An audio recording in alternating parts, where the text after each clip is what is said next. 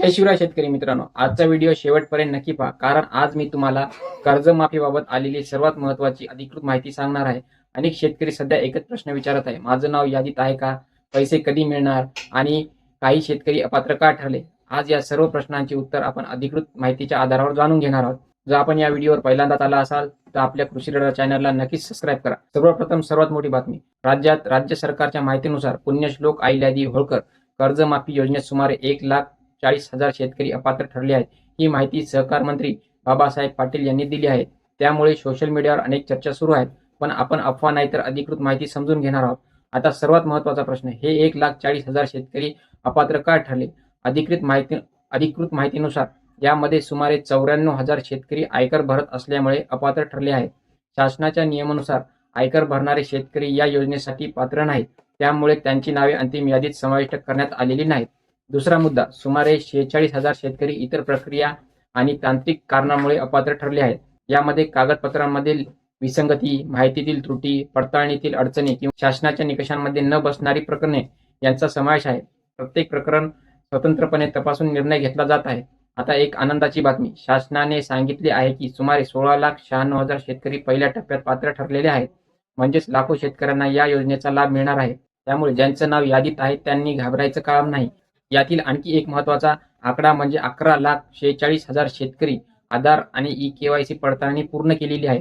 ही प्रक्रिया पूर्ण असणे अत्यंत महत्त्वाचे आहे, कारण शासनाला लाभार्थ्यांची ओळख निश्चित करावी लागणार आहे. त्यामुळे ज्यांनी अजून आवश्यक पडताळणी पूर्ण केलेली नसेल त्यांनी ती लवकरात लवकर पूर्ण करावी.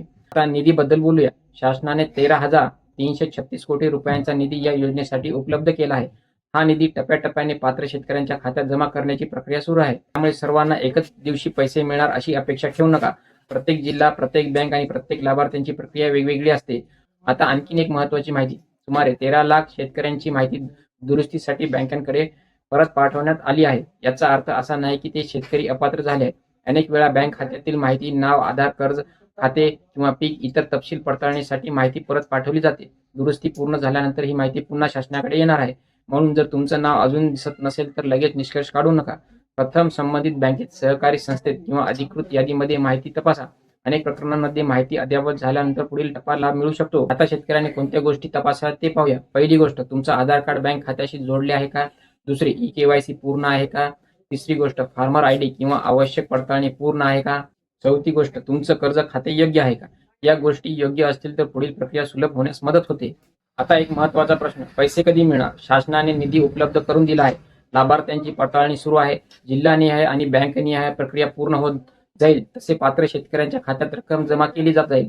त्यामुळे अधिकृत संदेश, बँकेची माहिती किंवा शासनाच्या सूचनांकडे लक्ष ठेवा. मित्रांनो, आजच्या व्हिडिओचा उद्देश कोणालाही घाबरणे नाही तर योग्य माहिती देणे आहे. जर तुम्ही पात्र असाल तर आवश्यक कागदपत्रे आणि पडताळणी पूर्ण ठेवा. जर काही अडचण असेल तर संबंधित बँक किंवा अधिकृत कार्यालयाशी संपर्क साधा. शेवटी एक विनंती, कमेंटमध्ये तुमचा जिल्हा, तुमचा तालुका आणि तुमचे नाव यादीत आलं आहे का नाही हे नक्की लिहा. पुढील व्हिडिओमध्ये सर्वाधिक प्रश्न असलेल्या विषयावर सविस्तर माहिती घेऊया. धन्यवाद. जय जवान, जय किसान.